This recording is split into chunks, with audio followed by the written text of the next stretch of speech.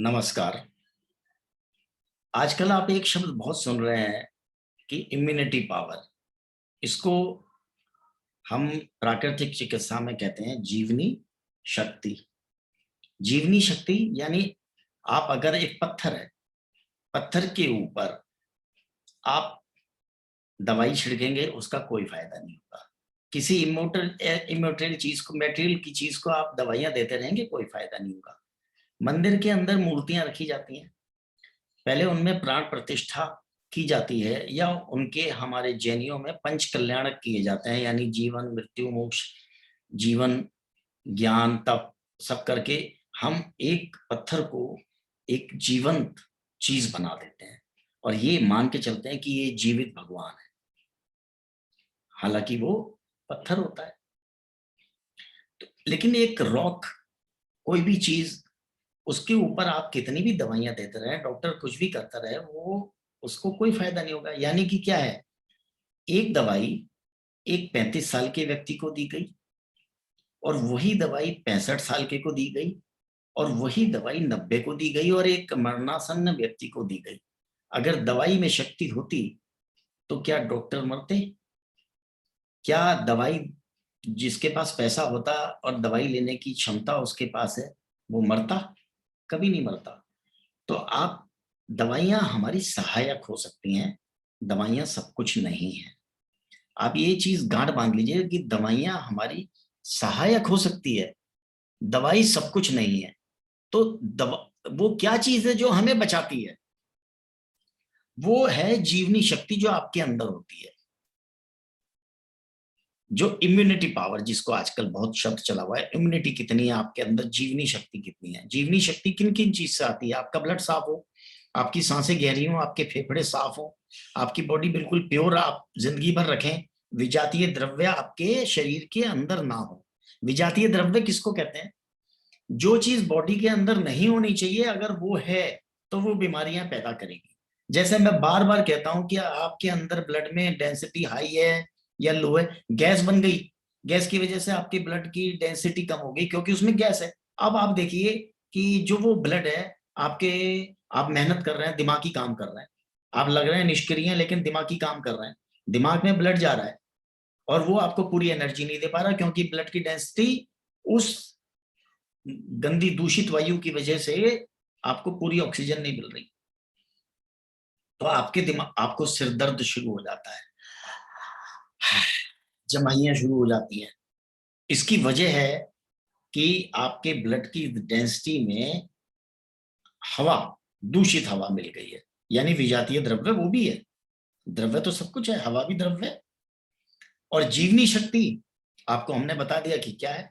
तो ये जो चीजें, दो चीजें मिलके, एक विजातीय द्रव्य और एक जीवनी शक्ति। जब विजातीय द्रव्य आपकी बॉडी के अंदर नहीं होगा तो जीवनी शक्ति आपकी हायर साइड पे होगी, और जीवनी शक्ति हायर साइड पे होगी तो आपको दवाई की जरूरत पड़ेगी नहीं, आप ठीक खुद ही हो जाएंगे, या दवाई की जरूरत पड़ेगी तो बहुत कम पड़ेगी, हल्की डोज कभी कभार, वो उतनी एक्सेप्टेबल होती है। मान लीजिए आज का हमारा, हम 100% प्राकृतिक तो रह ही नहीं सकते। हमने कपड़े पहन रखे हैं, यही क्या प्राकृतिक है? क्या नहीं है। जाड़े आएंगे तो हमें कपड़े बदलने पड़ जाएंगे, हम प्रकृति, हमें मोटर गाड़ी हम यूज करते हैं, हम समाज के बीच में रहते हैं, हर तरह की चीज, तो हम 100% प्राकृतिक नहीं हो सकते। तो हमें थोड़ी बहुत दवाई कभी कभार लेनी पड़ती है, डॉक्टर का परामर्श लेना पड़ता है। वो डॉक्टर चाहे होम्योपैथी का हो चाहे एलोपैथी का हो, जहाँ जिस पैथी की जरूरत होगी वो यूज होती है। वो आपके अंदर क्षमता, हमने पिछले लेक्चर में कहा था कि होनी चाहिए कि मैं इस समय कौन सी पैथी यूज करूं, ये आपके खुद के अंदर होना चाहिए। तो जीवनी शक्ति क्रिएट करने के लिए विजातीय द्रव्य को आप कोशिश करिए, जैसे कफ को निकाल दिया, बुखार को निकाल दिया, ना कि उसको वहीं दबा दिया। आपने गोली ली, जितना कफ था वहीं का वहीं सूख गया, फेफड़ों में जम गया, वहीं पड़ा हुआ है, अंदर ही पड़ा हुआ है, और आप जो है उसके साथ जी रहे हैं। तो वो विजातीय द्रव्य के साथ जब जब आप जिएंगे तब तक तकलीफ पाएंगे और इम्यूनिटी पावर अपनी कम करेंगे। तो भाइयों, इम्यूनिटी पावर बढ़ाने के लिए विजातीय द्रव्य को अपने अंदर से कम कीजिए, बुखार को नेचुरल तरीके से उतरने दीजिए।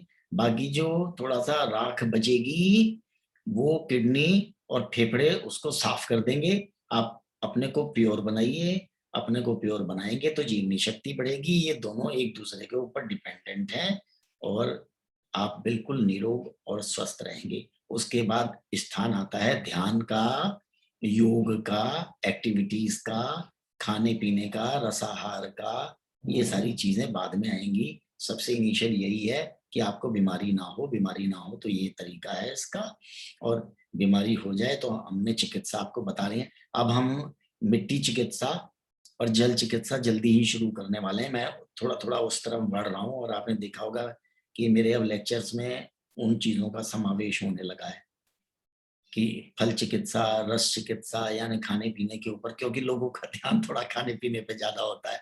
जहाँ खाने की बात होती है वहां लाइक्स ज्यादा आते हैं और लोग उस एपिसोड को ज्यादा देखते हैं जहाँ खाने की बात बताई गई हो।